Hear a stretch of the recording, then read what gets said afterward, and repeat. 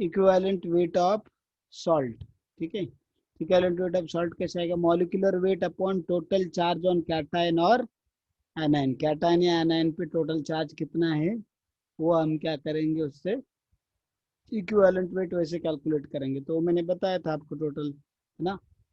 जैसे Na2SO4 है तो उसके ऊपर टोटल पॉजिटिव, आपका वीडियो ऑडियो ऑफ रखो, immediately of your video audio जल्दी। तो देखो इसमें हम देख रहे थे कि Na2SO4 में टोटल पॉजिटिव पॉजिटिव चार्ज किसके ऊपर है, Na2SO4 में Na+, Na+, यस। ऐसे Na+ कितने हैं, 2, 2, इसलिए टोटल पॉजिटिव चार्ज कितना हो गया, 2+, 2। या टोटल नेगेटिव चार्ज कितना होगा SO4 के ऊपर, -1, नहीं 2, -2, ठीक है। टोटल नेगेटिव चार्ज कितना, 2। यस। तो देखो चार्ज का मैग्नीट्यूड 2 लेना है का बस आपको, आपको प्लस माइनस लेना नहीं है, ठीक है। तो टोटल चार्ज आइदर आप पॉजिटिव लो या निगेटिव, दोनों इक्वली रहने वाला, क्योंकि सॉल्ट न्यूट्रल रहेगा मोस्ट ऑफ द केसेस में, ठीक है। तो इसलिए आइदर पॉजिटिव या निगेटिव या दोनों का एलसीएम लिया तो भी सेम ही आएगा। Is it clear, yes Yes, sir. sir. Okay. तो आइदर आपको पॉजिटिव चार्ज लेना है टोटल, नहीं तो टोटल निगेटिव चार्ज, या दोनों का एलसीएम लेना है।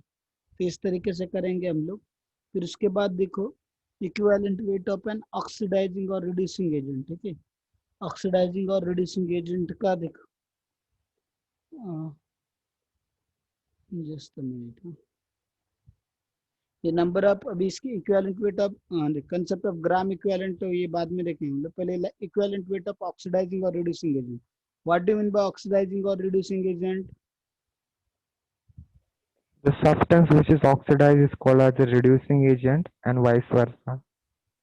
what substance Which is oxidized is called reducing agent. which is oxidized is called reducing agent, okay. And the substance which is reducted is known as oxidizing agent. Yeah, but why then it is called as oxidizing, because it is, उसको oxidising agent क्यों बोला जा रहा है, वो तो खुद reduce हो रहा है ना। Because it removes Yes. electrons. Yes, So because it removes electrons. It, Removes electrons. No, why it is called as oxidizing, it does not lose electron, it is gaining electrons, still it is called as oxidizing agent. Why?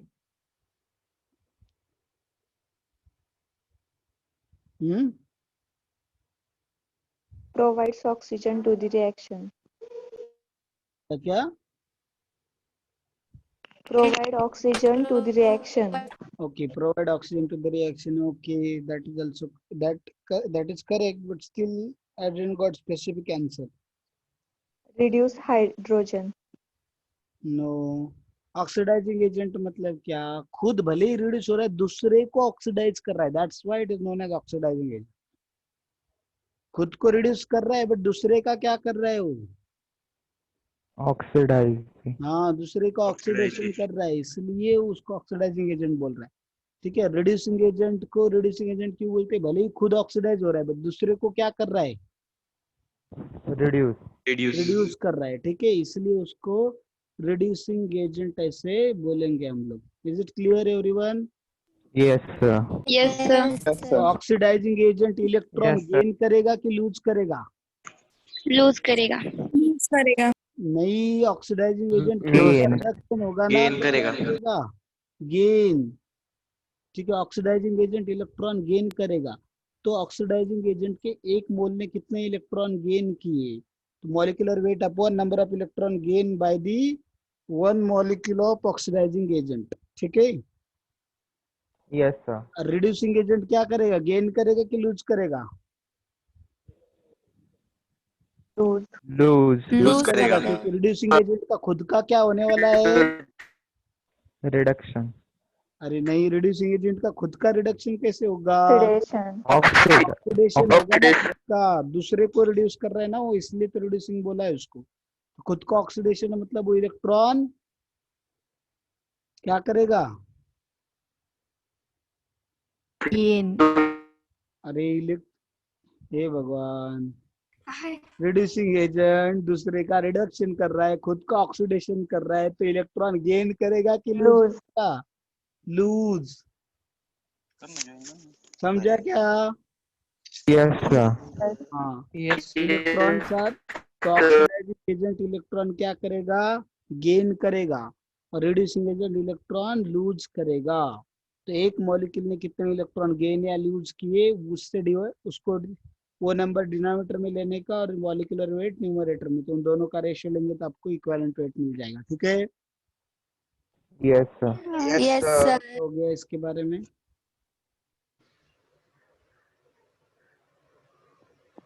तो हमने देखा equivalent weight of salt कैसे निकालना है, molecular weight upon total charge on cation और anion. Then we have also seen equivalent weight of oxidising और reducing agent, उसका भी मॉलिक्यूलर वेट अपॉन क्या करेंगे, नंबर ऑफ इलेक्ट्रॉन्स गेन और loss by one molecule, that is equivalent weight of oxidising और reducing agent. ठीक है, next देखो, concept of gram equivalent and law of chemical equivalence. तो नंबर ऑफ ग्राम इक्विवेलेंट कैसे निकालेंगे, तो उसके लिए फॉर्मूला याद रखो, weight in gram upon equivalent weight, weight in gram upon equivalent weight. This is the formula for calculating number of gram equivalent. Is it clear, everyone? Yes, sir. Yes, sir. So weight in gram, Yes, sir. equivalent weight को कैसे निकालते हैं? Equivalent weight is molecular weight upon valence factor. क्या होता है molecular weight upon valence factor? Balance factor. Yes, valence factor is denoted by small n. Valence factor denoted by small n. Small n. Yes, Shravani, your raise hand. Sir, what is valency factor? देखो valence factor जो है, जैसे हमने element के लिए उसका valency जो है वही वैलेंस फैक्टर रहेगा। फिर उसके बाद कंपाउंड के लिए हमने देखा, अभी आयोनिक कंपाउंड के लिए ये जो देखा ना कि अभी टोटल चार्ज ऑन कैटायन और एनायन, वो उसका वैलेंसी फैक्टर हो गया। ये एसिड बेस के लिए, एसिड के लिए बेसिसिटी उसका वैलेंस फैक्टर हो गया, बेस के लिए एसिडिटी उसका वैलेंस फैक्टर हो गया। ठीक है, आयंस के लिए उसके ऊपर जो चार्ज है वो उसका वैलेंस फैक्टर हो गया। समझे? तो ये जो नीचे डिनोमिनेटर में जो भी दिख रहा है आपको, that is valence factor only, we are calculating valence factor only. ठीक है, मॉलिक्यूलर वेट को जिससे डिवाइड कर रहे हैं ना, वो वैलेंस फैक्टर ही कैलकुलेट कर रहे हैं हम लोग। Is it clear? Yes, sir. Sir Yes, sir. Sir उसका कोई स्पेसिफिक डेफिनेशन नहीं है क्या? स्पेसिफिक डेफिनेशन मतलब देखो कि वो बता रहा है कि आपका वैलेंस, जैसे वो कंपाउंड के हिसाब से डेफिनेशन बदल जाता है उसका। एलिमेंट के लिए उसका वैलेंसी इज वैलेंसी फैक्टर, और वैलेंसी का डेफिनेशन पता है आपको। आयन के लिए उसका charge valency factor, that also you know. For acid के लिए बेसिसिटी, वो भी बेसिसिटी का definition you know. For base के लिए acidity, that definition you know, है ना? समझे ना?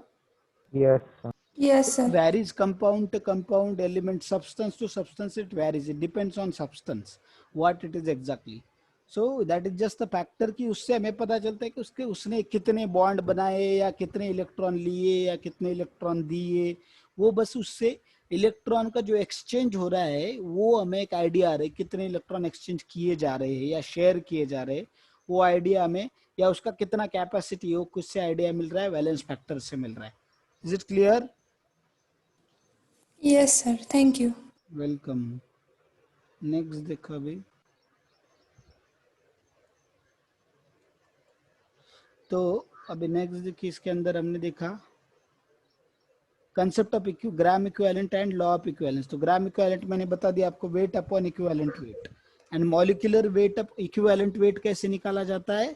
Equivalent weight upon molecular weight, equivalent weight is equal to molecular weight upon n factor, that will give you equivalent. Yes. Then see this weight upon, तो n जो है ये यहाँ पे जो n है मैं वैलेंसी फैक्टर बोल रहा हूँ, this is not mole, number of moles. ठीक है, नंबर ऑफ मोल्स को भी n से डिनोट करते हैं, वैलेंसी फैक्टर से भी, फैक्टर को भी n से डिनोट करते हैं, या उसको VF भी बोलते हैं कभी कभी। ठीक है, या वैलेंस फैक्टर बोलते हैं डायरेक्ट। क्लियर? Yes, sir. इधर बट ये जो n है इधर, ये क्या है? This n is Number of moles. number of moles, because weight in grams upon molecular mass is Number of Moles. moles. moles. Yes, number of moles, तो इसलिए number of moles into valence factor, तो ये हो गया number of gram equivalents। ठीक है। Number of gram equivalent के दो फॉर्मूले हमने देख लिए, कौन से? Number of gram equivalent is equal to weight in gram upon equivalent weight, another is number of mole into valence factor, ठीक है। Yes, Yes. sir. और क्लास अटेंड करते करते सब लोग नोटबुक पेन साथ में रखो, note down the things which I am telling. तो ये जो फॉर्मूले है वो याद रखने का। और देखो और एक फॉर्मूला है नंबर ऑफ ग्राम इक्विवेलेंट्स का, नॉर्मेलिटी इनटू वॉल्यूम इन लीटर्स। कौन सा फॉर्मूला है? Normality into volume volume. In litre. Normality क्या है हम देखने वाले, फ्यूचर में बताऊंगा मैं आपको, ठीक है। बस इतना याद रखो, normality into volume in litre, this is third formula to calculate what? Gram equivalent. Number Gram of gram equivalent. Equivalents. Clear? और Yes, अगर sir. ये जो वॉल्यूम है अगर वो ml में होगा, तुम्हारा कुछ भी आवाज नहीं आ रहा, तुम क्या बोल रहे हो? नॉर्मेलिटी इनटू वॉल्यूम इन, अगर वॉल्यूम अगर हमने ml में लिया तो क्या होगा? उसको बोलेंगे हम लोग मिली इक्विवेलेंट्स। क्या बोला जाएगा उसको? Milli equivalent. Gram. यस, मिली इक्विवेलेंट्स। और अगर इसको लीटर में लिया तो क्या बन जाएगा? Gram equivalents. Is it clear? Yes, sir. Okay. Yes, sir. Yes, sir. अभी देखो कि कोई भी रिएक्शन अगर अकॉर्डिंग टू इसके हिसाब से कोई भी रिएक्शन के अंदर equal number of gram equivalents of reactant react to give equal number of gram equivalents of product, ठीक है। मतलब कोई भी रिएक्शन अगर कंप्लीशन को जाती है, इरिवर्सिबल रिएक्शन है, कौन सी रिएक्शन? कौन सी? irreversible, Irreversible. मतलब जिसमें reactant Irreversible. yes reactant get converted into product but product does not get converted into reactant। वो कौन सी रिएक्शन हो गई? irreversible reaction. Irreversible reaction. Yes, irreversible reaction के लिए ही ये लॉ एप्लीकेबल है। इरिवर्सिबल रिएक्शन के अंदर क्या होता है, जितने भी रिएक्टेंट एंड प्रोडक्ट है उन सब के नंबर ऑफ ग्राम इक्विवेलेंट क्या होते हैं? Equal. ठीक है। तो इधर Yes, sir. Yes, sir. Yes, sir. Reactant B, product C, product D. तो number of gram equivalents of A is equal to number of gram equivalent of B is equal to number of gram equivalent of C is equal to number of gram equivalents of D. Is it fine? Everyone understood this? Yes, sir. ये जो statement मैंने फिर से इसको, आओ ना sir, हाँ क्या बोला? ये फिर से बोल ना, number of gram equivalent of A. क्या बोलना है फिर से? स्टेट ए फॉर फिर से आओ ना, number of gram equivalent A is equal to number of gram equivalent D. हाँ तो ये हो गया ना, उसमें लिखा हुआ है, उसमें फिर से क्या बोलना है? I didn't understood what you want to ask exactly. I didn't understood. तुम्हें क्या पूछना है वही नहीं समझा मुझे। Can you ask little clearly what you want to ask? Yes, Abhiraj जी बोल रहे हो ना? हाँ यस सर। हाँ बोलो, तुम्हें क्या पूछना है? सर ये आपने फॉर रिएक्शन में बताया था, वो फिर बताओ ना। तुम्हारा आवाज कुछ भी क्लियर नहीं है, एक बार फिर से थोड़ा लाउडली माइक तुम्हारे मुंह के पास में लेके आओ, तुम्हारे ईयरफोन का mike, and speak loudly clearly so that I for can. Reaction से बताओ ना। इरिवर्सिबल रिएक्शन मतलब क्या? जिसके अंदर क्या होता है? इरिवर्सिबल वर्ड सुनाई दिया तुम्हें ठीक से? इरिवर्सिबल मतलब क्या? जिसके अंदर रिएक्टेंट प्रोडक्ट में तो कन्वर्ट होता है बट प्रोडक्ट रिएक्टेंट में कन्वर्ट नहीं होता, इस रिएक्शन को इरिवर्सिबल रिएक्शन ऐसे बोलते हैं। और अगर रिएक्शन इरिवर्सिबल है तो उसमें रिएक्टेंट ए है, बी है, सी और डी है।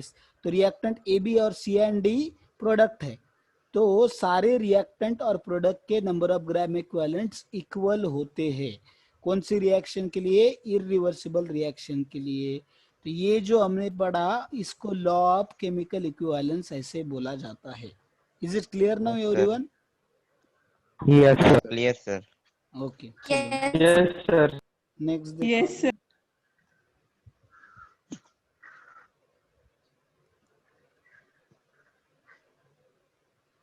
अभी लॉ ऑफ इक्विवेलेंस यूज करके ही हम लोग आगे के फॉर्मूले इक्विवेलेंट वेट के लिए डिराइव करने वाले हैं। और ये इक्विवेलेंट वेट कैलकुलेट करना बहुत ही ज्यादा इम्पोर्टेंट है, क्योंकि ये आपको बहुत सारे चैप्टर्स में आगे चल के लगने वाला है। इसलिए आपको अच्छे से इक्विवेलेंट वेट कैलकुलेट करते आना चाहिए। Electrochemistry, solution and colligative properties, इन दोनों में तो लगने ही वाला है, बाकी भी कुछ चैप्टर में लगेगा वो, ठीक है। बट ये 2 चैप्टर में तो बहुत ज्यादा लगने वाला है, इसलिए आपको ये पता होना चाहिए, नहीं तो ये नहीं आएगा तो आगे के 2 चैप्टर भी नहीं आएंगे आपको, ठीक है। सो अच्छे से सीखना है सबको। नेक्स्ट देखो अभी हाइड्रोजन डिस्प्लेसमेंट मेथड। तो दिस मेथड, तो हाइड्रोजन डिस्प्लेसमेंट मतलब क्या होगा, कौन बताएगा? हाइड्रोजन को क्या करेगा, कोई सब्सटेंस उसको रिमूव करेगा, डिस्प्लेस करेगा, है ना। अगर एसिड सपोज HCl है तो 2 मोल HCl लिया तो उसमें से हाइड्रोजन को निकालेगा, H2 लिबरेट हो जाएगा और उसके साथ में NaCl के साथ में Cl के साथ में कोई तो दूसरा XC जाके कंबाइन होके HCl2 फॉर्म करेगा। तो इसका मतलब इसने हाइड्रोजन को निकाल दिया और लिबरेट कर लिया, तो उसको बोलते हैं हम लोग वहां पे क्या होगा, हाइड्रोजन को डिस्प्लेस किया गया। Is it clear? Yes, sir. So, हाँ, हाइड्रोजन को डिस्प्लेस किया।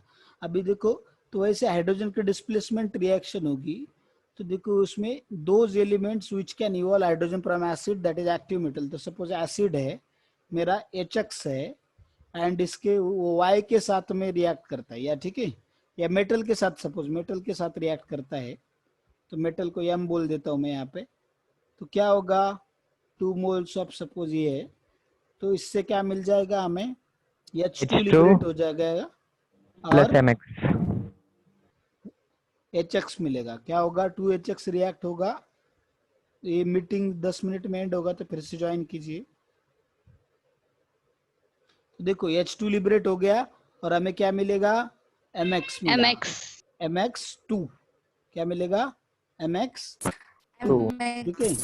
तो इसमें देखो अभी इस केस में क्या होगा कि ये रिएक्शन इरिवर्सिबल रिएक्शन है, इसके मतलब इसको क्या अप्लाई कर सकते हैं हम लोग, ये रिएक्शन इरिवर्सिबल है तो इसको क्या अप्लाई कर सकते हैं हम लोग, कौन सा? Law of equivalence. हाँ, लॉ ऑफ इक्विवेलेंस, यस, अभी जो हमने देखा वो अप्लाई कर सकते हैं।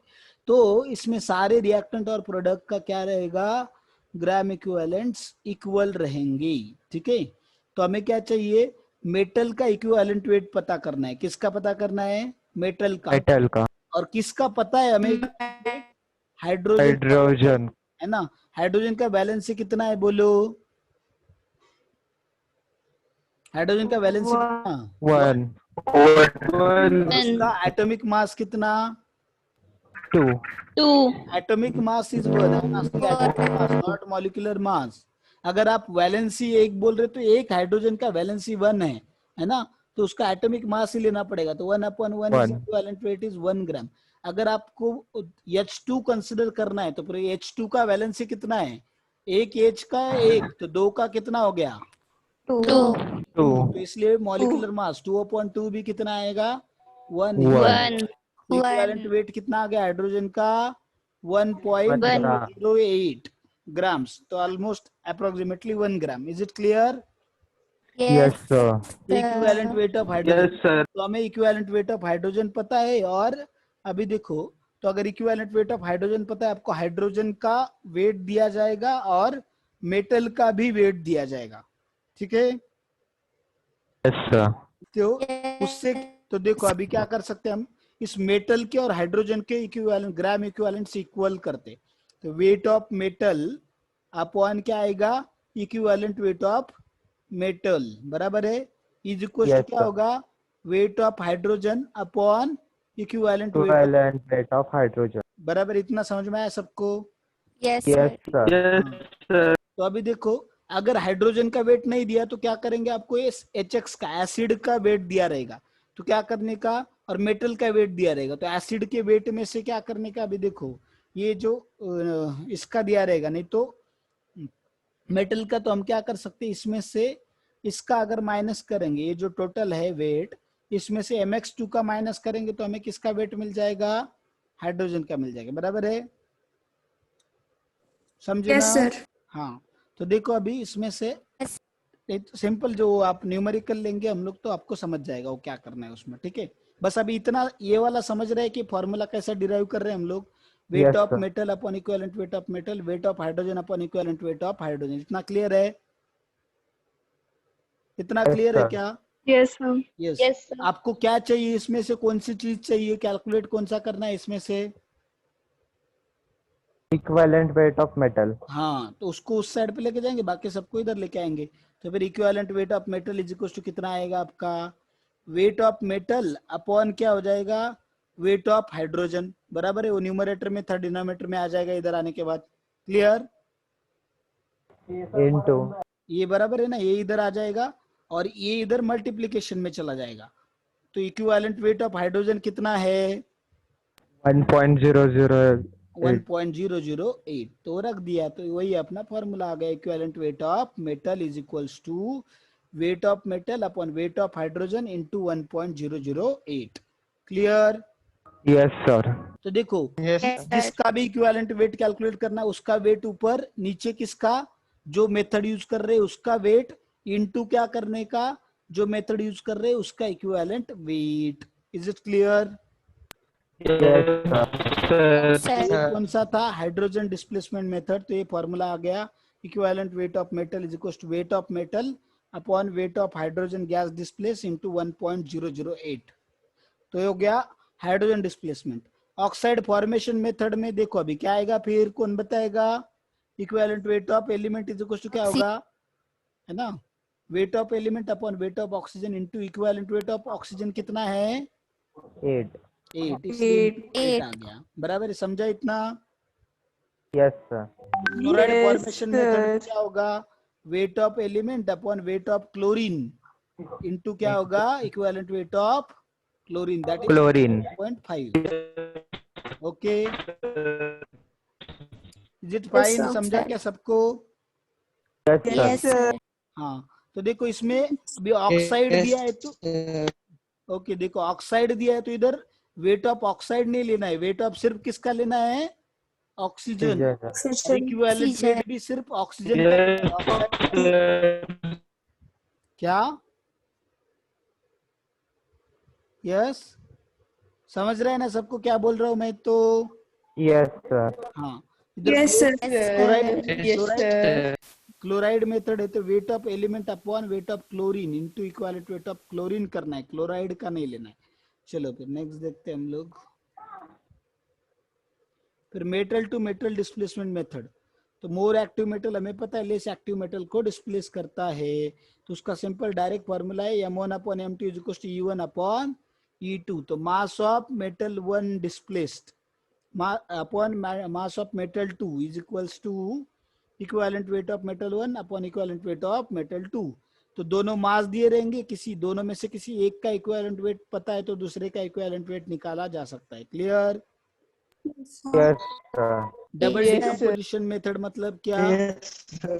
उसके आयन्स एक्सचेंज होते हैं। डबल डिकम्पोजिशन में क्या होगा, देखो ये बी इसके पास जाएगा, डी इसके पास आएगा, एक्सचेंज होंगे। तो एडी बना और सीबी, एडी प्रेसिपिटेट फॉर्म हो गया। तो इसमें क्या करने का, mass of A B upon mass of A D is equal to equivalent mass of A B upon equivalent mass of A D. तो दोनों के मास दिए रहेंगे, एक का इक्विवेलेंट वेट आपको पता रहेगा, दूसरे का निकाल सकते हैं। Clear? Yes, sir.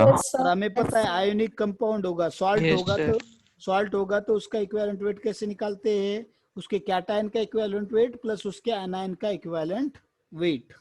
Is it clear? Yes, sir. Okay, next देखो, ये फॉर्मूले आपको अच्छे से लर्न करने हैं। नेक्स्ट देखो, सिल्वर सॉल्ट मेथड। इस मेथड के अंदर क्या होगा, देखो अभी हम लोग इक्विवेलेंट वेट कार्बोनिक एसिड का इक्विवेलेंट वेट फाइंड आउट करने के लिए मेथड यूज किया जाती है। क्या कर, इक्विवेलेंट वेट किसका फाइंड आउट करने के लिए? कार्बोनिक ऑर्गेनिक एसिड्स का। तो देखो, नोन मास ऑफ RCOAG मतलब क्या है? That is silver salt of carboxylic acid. Is it okay? Yes, sir. Have you understood this much? Yes, sir. Okay, देखो तो ये किस में कन्वर्ट होने वाला है? सिल्वर में। कब सिल्वर में कन्वर्ट होगा? कब कन्वर्ट होगा? On combustion, on it's combustion. अगर कंबशन करेंगे तो उससे क्या मिलेगा हमें? सिल्वर। बराबर है? Yes, sir. हाँ। Yes, sir. Yes, sir.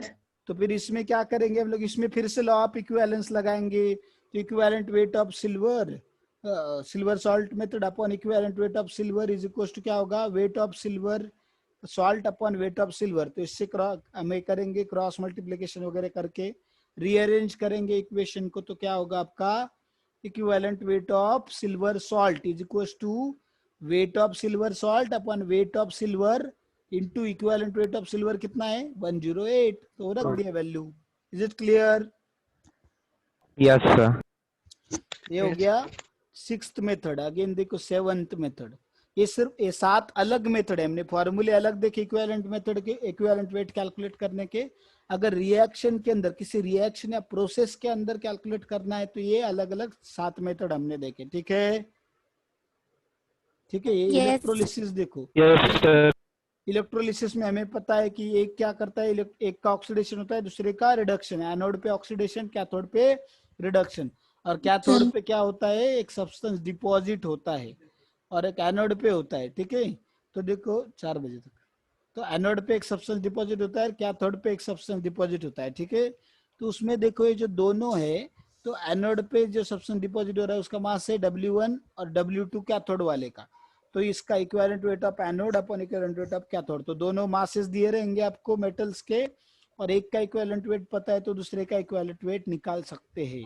ठीक है, Yes, sir. तो ये Yes, sir. इलेक्ट्रोलिसिस जब हो रहा होगा तो उसमें ये फॉर्मूला यूज किया जाएगा, और इसको हम लोग इलेक्ट्रोकेमिस्ट्री नाम के चैप्टर में अच्छे से 12th में और डिटेल में देखेंगे, इसका यूज कैसे करना है इसको। ठीक है, बस फॉर्मूला